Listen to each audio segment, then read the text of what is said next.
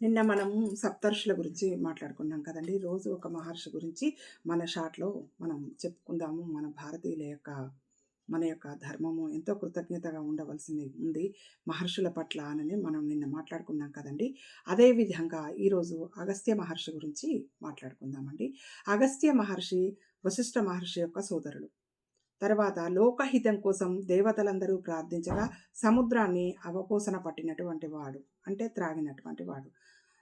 శ్రీరామచంద్రుల వారు వనవాస సమయంలో పంచవటిలో నివసించమని వారికి సూచించి అగస్త్యముని సూచించి ధనుర్బాణాలను ప్రసాదించినటువంటి వారు అగస్త్య మహర్షి.